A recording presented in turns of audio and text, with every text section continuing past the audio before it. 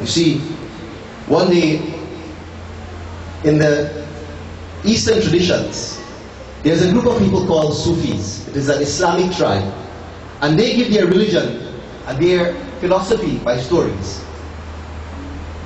One day there was this nomad who lived in the desert, and he heard about this great Sufi master that was coming to his part, the desert. And he thought, there are some things in my life that I really need to get answers for. So he made an appointment, and he finally got the opportunity to meet this great Sufi master. And when he got and he stood before the master, he said, "Oh great master, I have a question. There's a burning question that I have. Out of all of them, here's one." The master said, "What is it?" He says, "Oh great sir, when I go to sleep in the night, should I tie my camels, or should I trust in the Lord?" The Sufi master looked at him and said, "Son, go home and come back and see me tomorrow." And so said, so done. The young man went home and came back the next day. And he said, "Oh master, I'm here to see you." The master said, "How are you? How was your night?" It was good." "What did you do?" the master said. "When you went to sleep last night, what did you do?" So the young man said, "Master, well, I tied my camels." The master said to the young man, he said, "Son, when you go to sleep at night, from tonight, you should trust in the Lord, but still tie your camels." You see, sometimes when we think about what we would have achieved and the satisfaction that we would have had from those experiences, it is important to ask God and believe in this concept of karma because it's the law.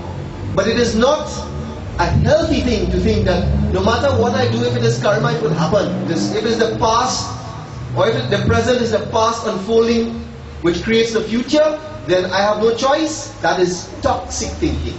But if we live our lives in such a way, doing what we have to do, trusting in the Lord, but knowing that we still have to continue doing what we have to do, then we have distilled the essence of what that Sufi master is saying. So if in the last 12 months, your life was one of satisfaction, give thanks for it. But in looking forward, never be complacent with what you would have achieved. Always stretch yourself. Why? Because God, do you know something about God? God never performs His greatest feats in your life in yesterdays. God is a saga boy. He likes to outdo Himself. So in your life, He's preparing you to ensure that tomorrow is better than it is today. And if we are to prepare ourselves in aligning with that great concept, that gift, that vardhan that God has given to all of us, He is expecting us to live our life to outdo ourselves as He has given that opportunity. He's preparing us to manifest better things for ourselves tomorrow. You see, when we talk about a teacher, if we talk about being better tomorrow than I am today, and today should be somewhere better than I was yesterday, I ask yourself, the teachers in the audience, you haven't taught your best lesson yet. The musicians, you have not played your best or sung your best yet. For those designers, the builders in the audience, you would have not built your best home yet.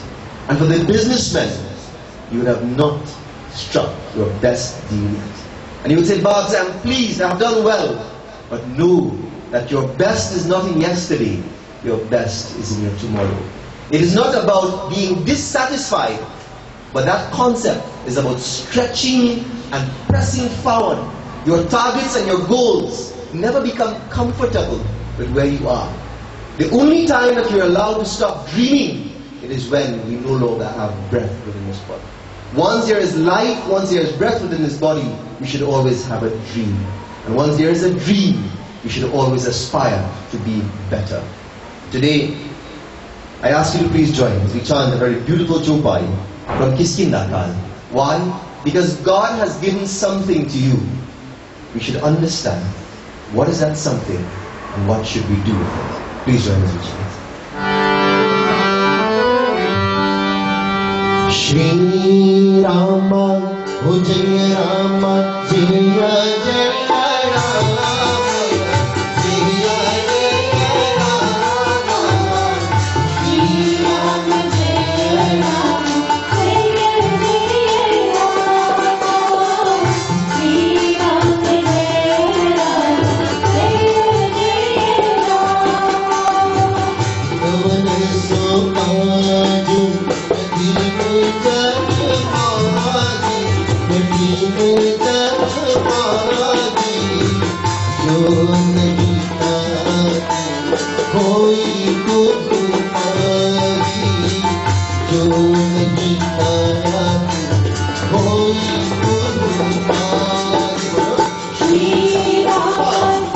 Jaya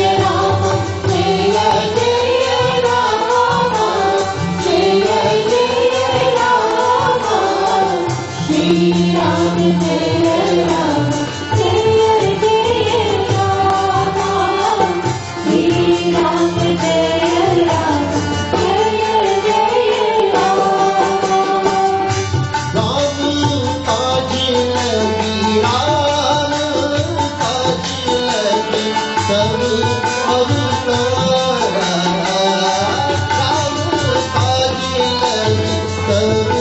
Jaya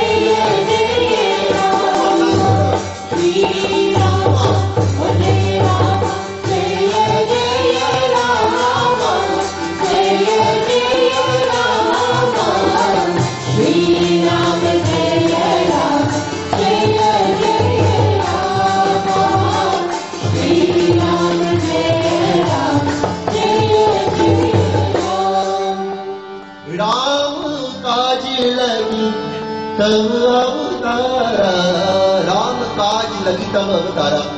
These words were offered by Jambavan. And he's saying, oh Hanuman, every individual, sounds like Swamiji, every individual has a gift. Every one of you here tonight has a gift. God has sent you into this world with a purpose. God has sent you into this world with something that is special in you, that is more developed than anyone else. And you would say, Babs, what is my purpose? I didn't go to big school. I don't play an instrument. I don't think I have any special skills. What gift has God sent me into this world? In Christianity, there's a wonderful saying that goes, in the beginning God created heaven and earth. And also in the Torah, a few verses later he says, and all that he created was good. Something in you, there is something in you that is not just good, but it's special. And before we die, we should allow that music that is resonating within our own life, we should allow that music, that figurative music, to express itself in how we interact with this world. You see, God never makes a mistake. This world is perfect. The death, the challenged relationship, the loss of a job, or the change in career, the attainment of a friend, all these are perfection at play. For God never makes a mistake. You see, when you came into this world, that was God's way of executing perfection. The family that you are part of is also well orchestrated based on your karma.